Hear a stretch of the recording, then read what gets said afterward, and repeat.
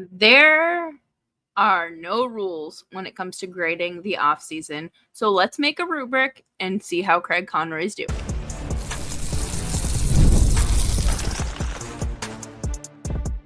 You're Locked On Flames, your daily podcast on the Calgary Flames. Part of the Locked On Podcast Network, your team every day. Hello, everybody, and welcome to today's episode of Locked On Flames. As always, I am your host, Jessica Belmosto, and thank you so much for joining me. Today's episode is brought to you by FanDuel. Right now, new FanDuel customers can get $150 in bonus bets if your first $5 bet wins. Today, I thought that we could examine Craig Conroy's offseason thus far and kind of lay out what criteria in my opinion, needs to be met in order to receive a passing grade. We've all done school projects, we've all done book reports or had projects for work, and you're given a rubric.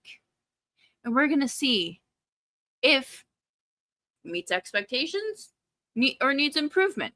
Make sure you're subscribed to Locked On Flames wherever you get your podcasts, as well as YouTube. We are here for you Monday through Friday, 5 days a week, your team every day. And let's talk about what are we grading and how? Obviously, we're going to be grading the offseason this far. We have gone through the draft and free agency opened a week ago. So I think that enough time has passed from the time the season ended to today, July 7th, where we can dissect and kind of give a little bit of judgment on where things are at in the Flames organization. I think that a lot of people are just waiting for the Rasmus Andersson trade to happen. But we have to be patient. And I have to keep reminding myself this because things got to happen before that. You don't want to just throw in the towel and get a not so great return for him because you don't want to start the season with him on the team to risk an injury. But I thought that we go through these kind of qualifications, I guess. How have the latest additions, whether it's the drafted players or players acquired through free agency, impacted the direction of the franchise? It's not like they went out and got Mitch Marner. But that wasn't the expectation. The expectation was pretty much what they did. And we'll talk more about that in a little bit here. But what about, was there any sort of franchise-altering move one way or another? Whether it's, okay, this pushes the Flames into more competitive territory, or oh my God, why did they just lock up all this cap space? What are they doing? Sort of situation. Like immediately my brain goes to like the Lucic contract. Obviously they traded Neil for Lucic, bad contract for bad contract sort of situation. But is it on that spectrum? Does something reach that caliber? I'll say right now, I don't think that that's the case. And I don't think we'll see something like that under Craig Conroy. And ultimately, do the players address a need for the Flames? Whether this is an immediate need or something down the line, because ultimately, you're not building for right now. And I think that's something everyone kind of has to remember. And I have to remind myself again, because it's easy to say, I want this team to win. I want this team to go to the playoffs. I want them to be a Stanley Cup contender. But at the same time, you have to remember, okay, they're going to lose games along the way in order to, they're going to, based on their current roster construction, along with, the lack of scoring, this is what we're dealing with. And okay, sure, maybe you lose 40 games, but you're drafting in the top 10. So is it really a loss? But ultimately, I think that the Flames have had an interesting offseason. It's insane to believe that the Matt Coronato extension was this offseason. I feel like we have experienced a lot since that happened. So I guess before we dive into the draft and free agency, let's talk about the Coronato extension. 7 years, $6 million. That's not bad. That, with the cap rising, that is a steal. I think that Coronato is going to be a 20 plus goal scoring forward for the Flames. I think that he's going to eventually lead the team in scoring. Obviously, he has a fantastic shot. He addresses the need for scoring. And I don't want to say that, it's franchise altering, because like it's a good move. He's your only forward with a right shot. So that's something. And I think that just his skating ability has it's gone leaps and bounds from his debut to the end of the season. His scoring has been consistent and great. I think that he is going to be a player that when you score a goal, it changes the momentum of the game. And that's something the Flames have needed. So that's a role for him to grow into. I think that with his glorious, beauteous, sensational shooting ability, that also helps the Flames, because we know that they don't like to shoot the puck. Or when they do, they're not necessarily high quality chances. So I think that this Coronato extension is a really good deal. I like that, he decided to stay in Calgary while he was on a road trip back home in New York. Because I feel like some players would be like, oh, I get the comfort of my mom's home cooking. I can move back closer to this, so this can be a more regular thing. Or she can visit me more often and make me my meatballs and my lasagna, rather than only getting to do it when I come home for my East Coast road trip. You know what I mean? Like the comfort of home. But I love it. I'm so glad Coronato's here to stay. I think that he really is cementing himself as, one of the top Flames right now. Coming up next, we're going to talk about the draft and just kind of where things stand. What did Craig Conroy accomplish with the draft picks this summer?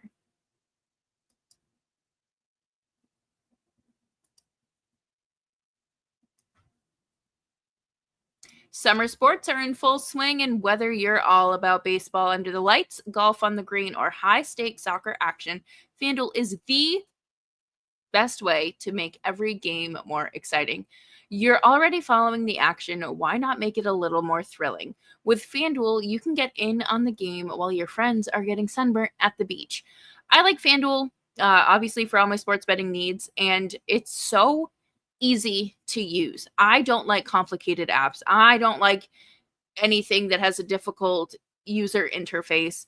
It's straightforward, easy to navigate, not super glitchy, whether you're on the desktop, website, or the phone.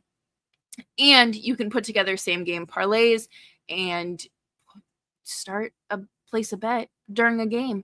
And I like that you can cash out your winnings instantly. New to FanDuel, new customers can bet just $5 and get $150 in bonus bets if your first bet wins. Open the FanDuel app today or visit FanDuel.com to get started.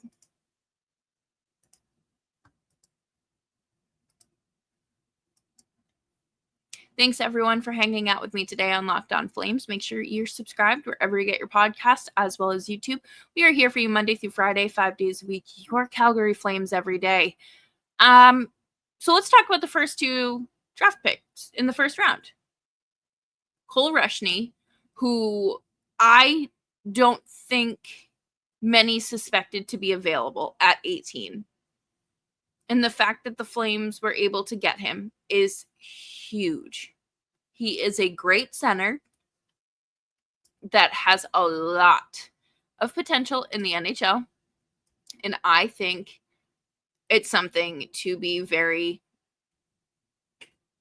excited about and just look forward to, because this organization has had a desperate need for centers. And the fact that you drafted 4 in this round, or 4 in the entire draft, is pretty huge. Let's see.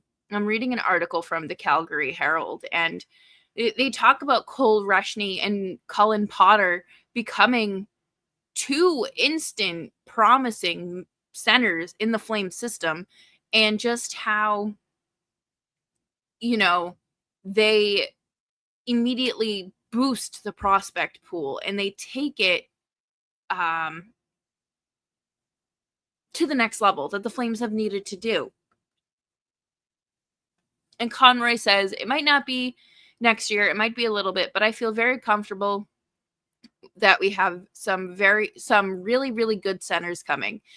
They're in the pipeline. We hadn't drafted centers very often in the last quite a few years. So to actually put some into the pool now, we're really excited. It's something we kind of targeted. If it wasn't going to happen, it was okay. But to have it happen the way it did, we can now move forward and feel like every position has some real good young players coming. I think that that's great, because to me, we all know that the Flames need more centers, especially if you look at it like this. Nazem Kadri is getting older. He can't be your 1C forever. This is Mikael Backlund's last year on his contract. Is he going to retire, especially after he battled some serious injuries last season?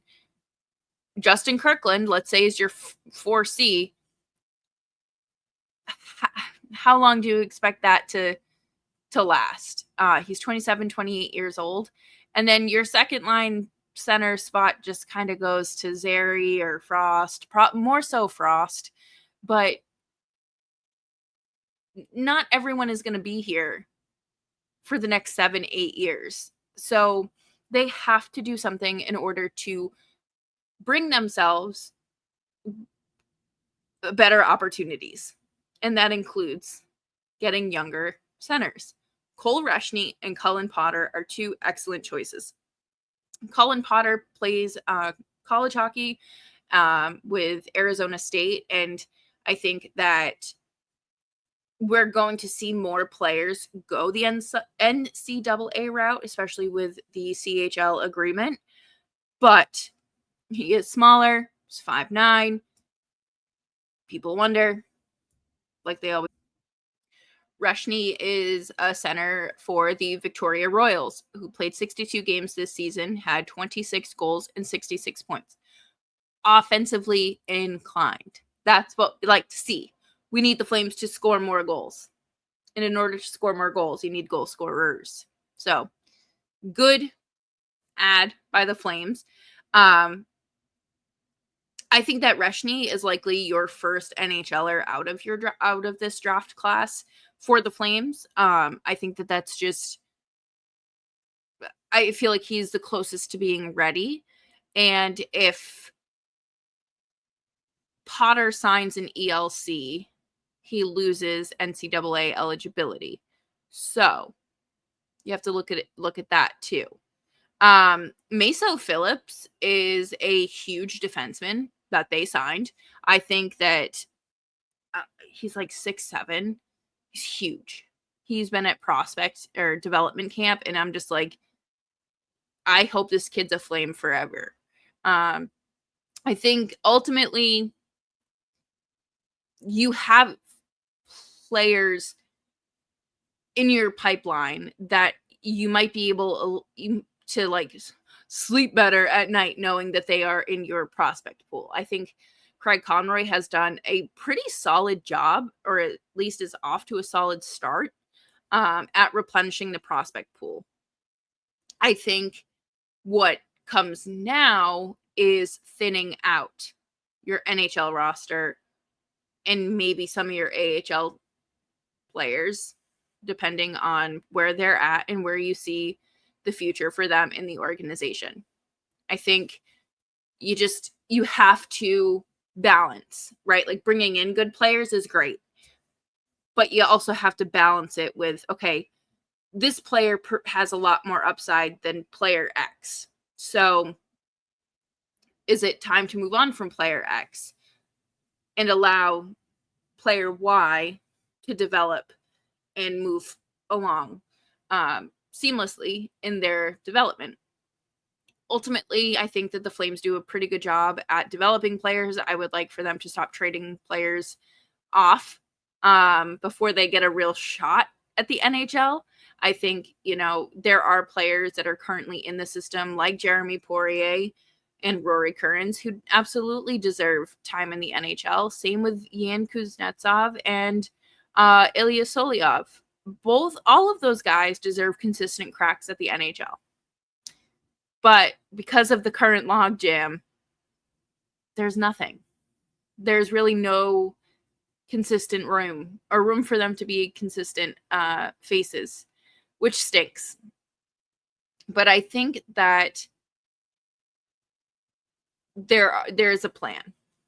I'm fairly confident in saying there are plans in place in order to get missions accomplished. And coming up next, we are going to wrap up the show with some talks about free agency and just kind of how this free agency was just, it wasn't awful. It was actually really good.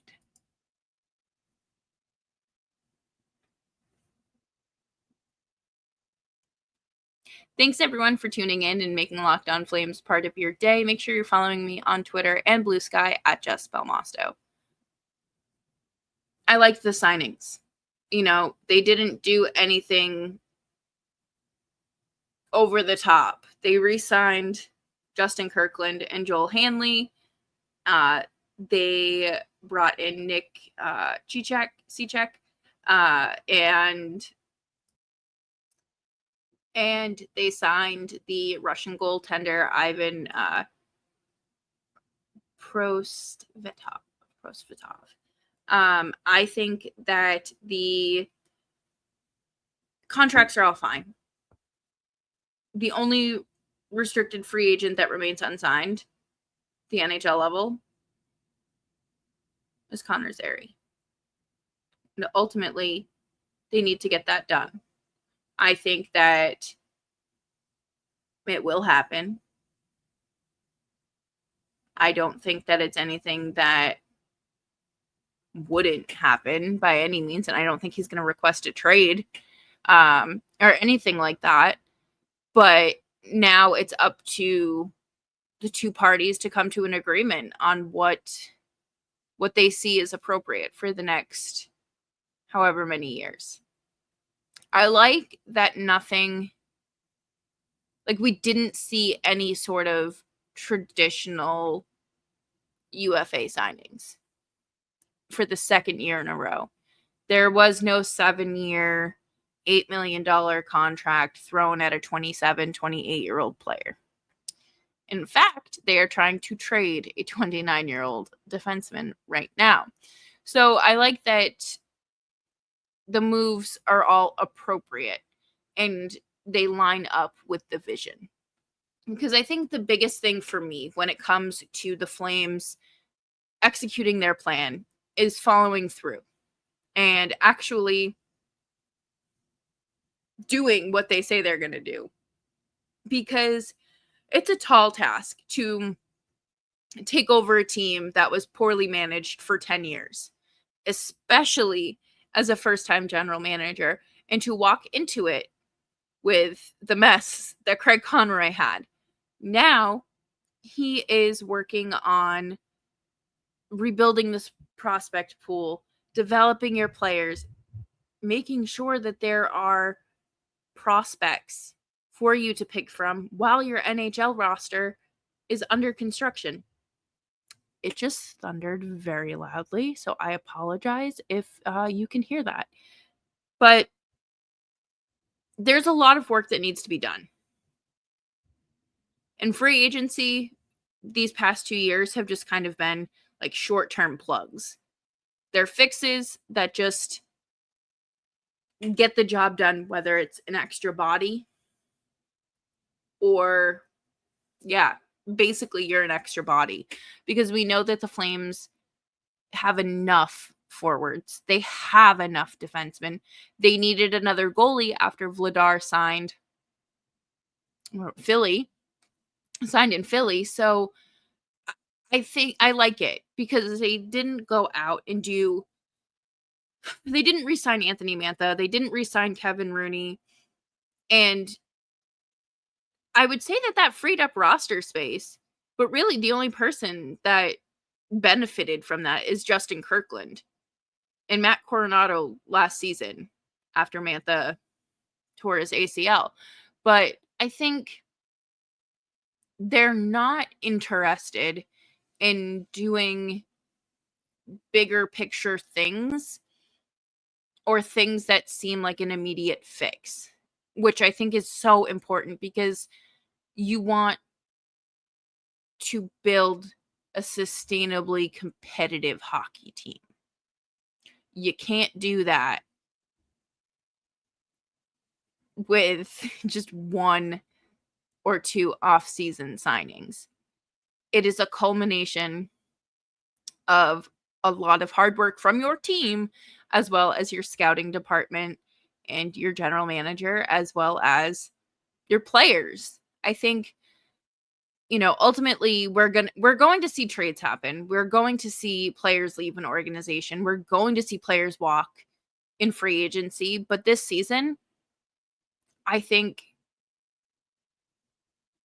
none of these free agent signings or departures leave the Flames decimated or they're in trouble or this person's locked up for the next 6 years and they're already 28 years old.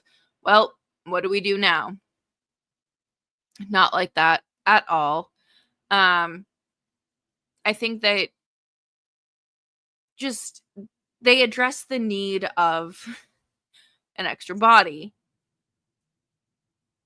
Believe it or not, the Flames still do need those, even as they continue to clear out their logjam. And I think we'll talk more about that as the summer goes on, too, just because there are a lot of possibilities that we may see unfold. Some could be unexpected. Some you might expect. But ultimately, Conroy has done a good job of stocking up the prospect pool. The issue I have is integrating these younger players. Rory Kerins had 4 points in 4 NHL games. Why wasn't he given more of a shot? I want to see Jeremy Poirier finally make his NHL debut. I want to see Solo and Kuznetsov at the NHL level. But you can't do that when you have guys blocking their way. So it's a situation where you either let contracts expire because you know that, ultimately no one's trading for guys like this, or you see if you can package, a Miramonov in a deal, or a Braden Pahal, or a Martin Pospisil, things like that. Because ultimately, you have to do something because there's not enough room for everyone. But at the end of the day, I would give Craig Conroy a B+ for this offseason. Maybe it'll be an A once Rasmus Anderson gets traded, but for now, I will stick to my guns and say a B+. What do you think? Make sure you're subscribed to Locked On Flames wherever you get your podcasts, as well as YouTube. We are here for you Monday through Friday, 5 days a week, your Calgary Flames every day. I hope you have an awesome start to your week. And if you're in Calgary, have so much fun at the Stampede for me. Please go have a nice lemonade and go dance and have so much fun because I'm super jealous. And tell your friends to listen to Locked On Flames.